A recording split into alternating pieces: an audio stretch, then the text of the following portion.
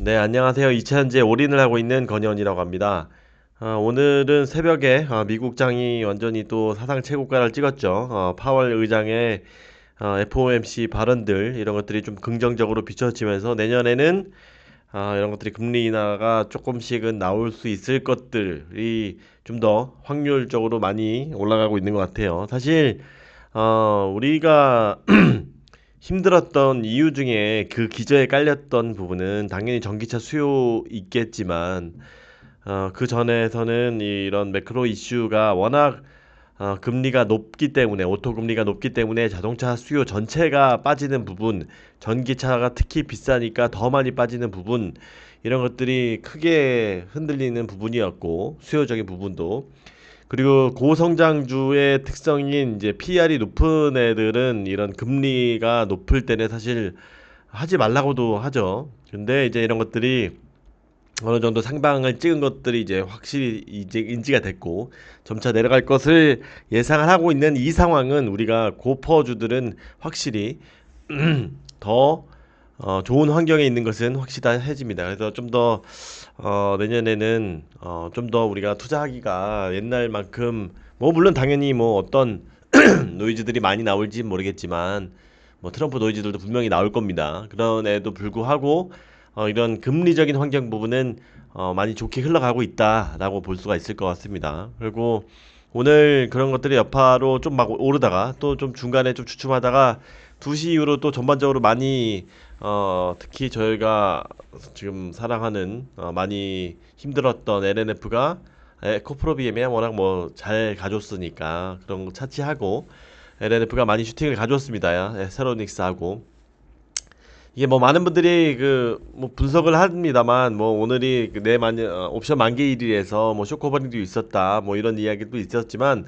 뭐 저는 뭐 이렇게 단기적인 수급 이야기를 하고 싶지는 않아요. 그래도 어느 정도 이제 공매도도 좀 줄어가고 있는 상황이고 이제 수주도 분명히 올해는 한 건 정도는 나와야 됩니다. 이제 상식적인 수준으로는 그래서 그런 것들이 종합적으로 반영되지는 않았을까라고 생각이 됩니다. 뭐 정확하게 오른 부분은 모르겠죠. 그런데 그리고 어저께 또 사실 많이 빠졌었잖아요. 그게 빠졌었던 이유가 테슬라 양극재 이런 설들이 굉장히 많이 나왔습니다. 이제 결론부터 이야기하면 정확하진 않지만 걱정하지는 않아도 된다라고 저는 사실 마음은 먹었습니다.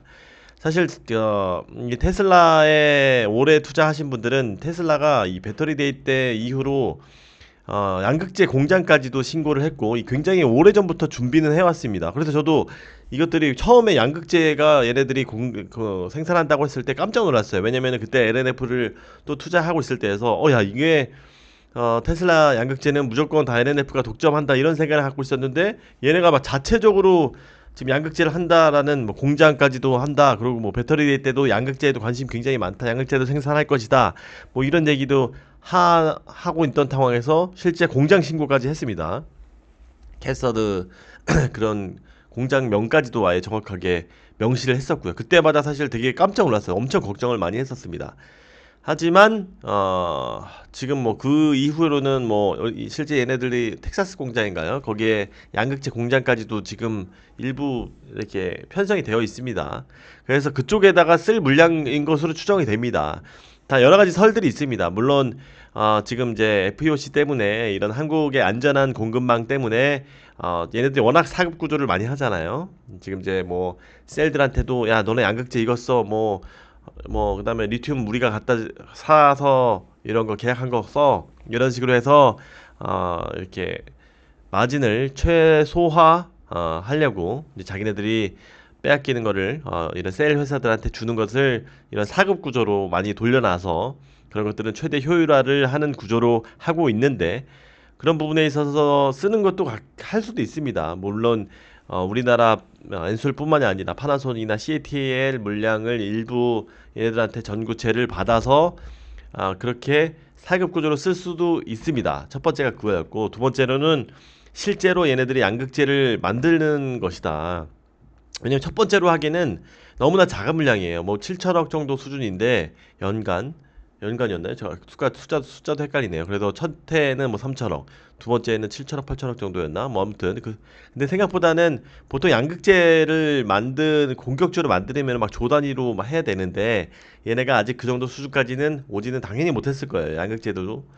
그렇기 때문에 그렇게 물량이 적은 걸 보면 이런 것들이 자기네들이 양극재 공장에서 좀 만들려고 하진 않나라는 생각도 듭니다. 사각 구조보다는 이런 물량을 좀 더 그렇게 큰 물량이 아니다 보니 그렇다 해도 그 많은 분들이 또 걱정하죠. 야, 이거 또 테슬라가 양극재를 직접 하면 이거 NNF 끝난 거 아니야? 라고 걱정하시겠지만 지금 LG 엔솔 같은 경우도 LG 화학을 통해서 양극재를 하고 있죠. 그래도 장기적으로 비중을 40% 정도를 가져간다는 그 목표가 있기 때문에 다 나눠 갖는 겁니다, 결국은. 그리고 사실 얘네들도 지금 4680 2세대로 지금 만들고는 있는데 사실 셀도 수율이 완벽하진 않잖아요.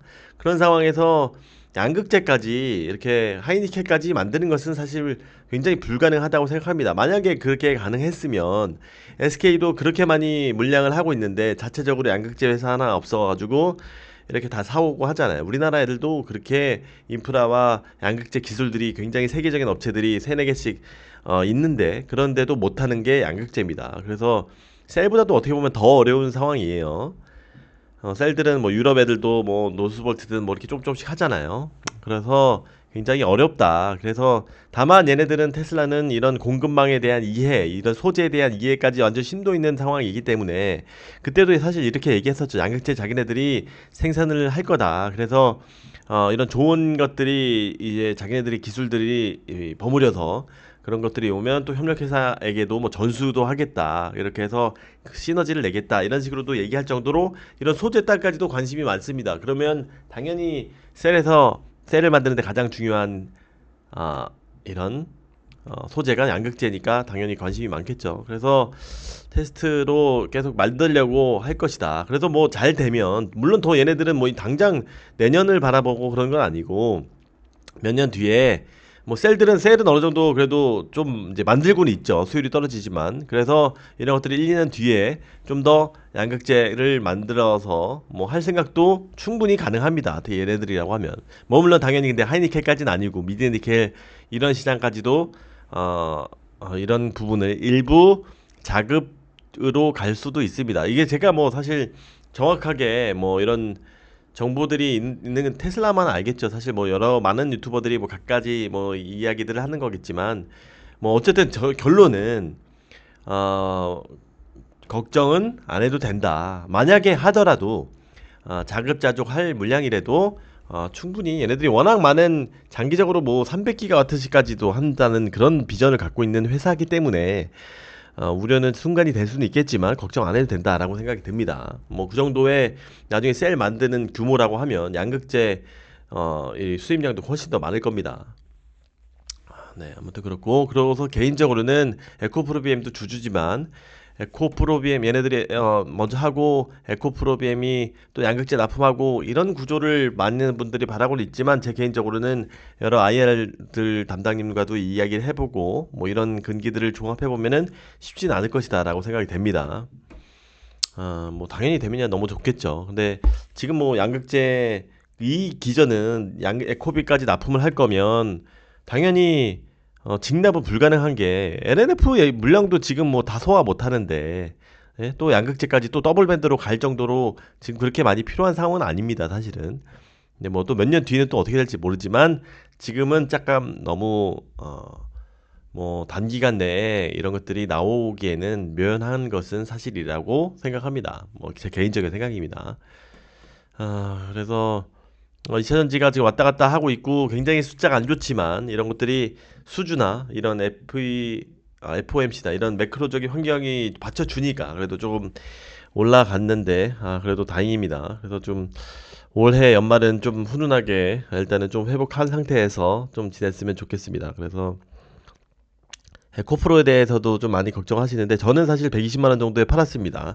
이게 뭐 자랑을 하는 게 아니고 너무나 사실 저는 제 개인적인 성향은 리스크를 선호한 스타일이 아닙니다. 그래서 가치의 모든 것이 본격적으로 궁극적으로는 당연히 지금 에코프로가 또 됐다가 또 한 80만 원까지 또 올라갈 수도 있어요. 90만 원까지 올라갈 수도 있고 다 이제 그런 스타일들은 그런 것들을 보고 근데 다 사실 좀 불안한 게 워낙 많이 올랐었으니까 이런 것들이 좀 어느 정도 장기적으로는 다른 것들이 더 오를 확률이 높아서 이게 떨어진다는 얘기 절대 아니고요. 그렇기 때문에 이 LNF나 에코프로비 이런 데다가 좀 더 비중을 실어서 가는 편입니다. 물론 이제 이런 것들이 또 너무 많이 떨어진다. 그러면 또 비중을 좀 이렇게 옮겨서 할 생각도 갖고 있고요. 다 자기의 각자의 스타일이 에 맞게 투자를 하시면 되는데 저는 좀 뭔가 급등하거나 뭐, 뭐 사상 최고가를 찍거나 이런 것들은 조금 불안해하는 성격이기 때문에 그래서 좀 올해 성적이 안 좋았던 것 같기도 합니다. 요즘에는 뭐 에코프로 머티리얼즈도 확 올랐었고 LS도 그랬고 근데 뭐 뒤늦게 불나방처럼 뛰어드는 스타일은 아니다라는 부분은 뭐 참조해 주시면 좋을 것 같아요. 여러 자기만의 철학이 있는 투자를 하셨으면 좋겠어요. 뭐 결론은 올해 그래도 수주가 나오지 않을까 생각이 되고 있고 얘네들이 그리고 또 LNF에 대해서 좀 얘기를 하면 짧게 얘기하면 지금 제가 주담이랑도 한번 통화해봤어요. 그래서 FOC 야 끝났는데 왜 레드우드랑 발표 안 하냐라고 했지만 또 뭐 어떻게 바로는 그런 게 아무리 준비했다 하더라도 시나리오별로 준비를 했지만 이런 것들이 바로는 준비하시 이게 뭐 예상한 것보다 더 세게 나왔기 때문에 이런 것들을 뭐 조율을 할 것이 있지 않겠느냐 뭐 이런 얘기도 하더라고요. 그래서 뭐 자기네들이 근본적인 미국 진출에 대한 손익 이런 것들이 완벽하게 끝나지는 않은 것도 같다. 뭐 이런 얘기도 하더라고요. 야, 뭐 고민을 아직까지 하면 됩니까? 그래서 뭐 그때도 아이할 때도 따로 얘기했었지만 다 발표만을 앞두고 있었다. 아마 사실 좀 시기를 조율을 하고 있는 것 같아요. 어느 정도 사실 어 예상 바운더리 내에서 이런 것들이 행해졌기 때문에 그런 시기를 뭐 이런 코스피 상장 이후로 할런지 이게 참 이네 답답한 상황이긴 합니다만 뭐 어쨌든 좀 시간이 조금 필요하지 않나 생각이 됩니다. 그 전에 당연히 수주 하나 나와야 됩니다. 그래서 결론은 올해 뭐 수주 하나 나왔으면 좋겠고 나올 것이다라고 생각하고 있고 모르죠 또 안 나올지. 테슬라 양극재는 뭐 사국 구조로 쓰거나 이런 자급 자체 양극재를 만드는 것으로 추정이 되는데 당연히 저는 이제 좀 후자 자체적으로 만드는 것을 테스트하고 있다라고 생각이 됩니다. 근데 아마 실제 만들지는 쉽지 않을 거다. 양극재 하이니켈까지는 그래서 걱정 안 해도 된다라는 게 제 짧은 결론이고요. 그다음 매크로 같은 경우가 너무나 좋아서 성장주한테 너무 좋다. 뭐 이런 생각도 뭐 짧게 전달드립니다. 네, 그래도 오늘 좀 뭐 내일 또 어떻게 될지 모르지만 주가가 좋게 나와서 테슬라 주가가 이제 좀 별로 안 나왔죠. 좀 테슬라도 많이 올라야 돼요. 그래서 한번 좀 전달드리고 이상 오늘 방송은 마무리하겠습니다. 감사합니다. 이차전지 화이팅입니다.